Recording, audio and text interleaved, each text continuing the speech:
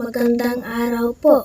Ako si Ariel Katarina Daly, nasa Limang Baitang, nag-aaral sa Gems of Tomorrow Learning Center Incorporated. Pagkakaisa sa mundo. Naniniwala ako kasabihan ni Dr. Jose Rizal na tayong mga bata ang pag-asa ng bayan. Pagkakaisa at pagmamahal ng ating bayan ay dapat nating ipagmalaki na ako, tayo, ikaw ay Pilipino.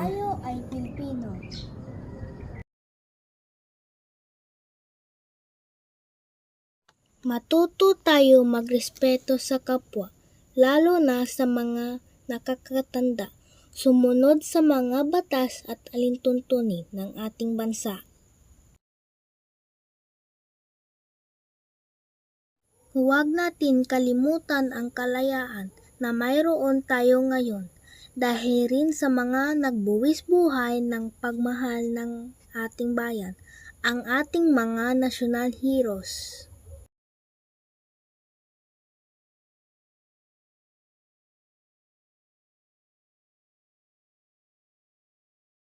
Ang Pilipinas ay isang miyembro ng pandaigdigan, pagkakaisa at binubuo ng maraming kaalyadong bansa para mapalakas ang tagapagtanggol ng ating bansa.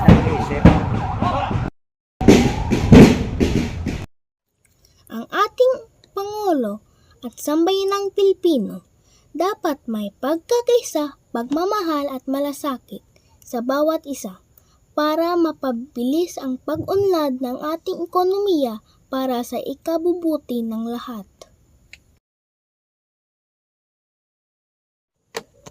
Ako ay Pilipino, taas noong ipagmalaki ang bayan ko at dahil ang hindi marunong magmahal sa sariling wika ay higit pa sa malangsang isda.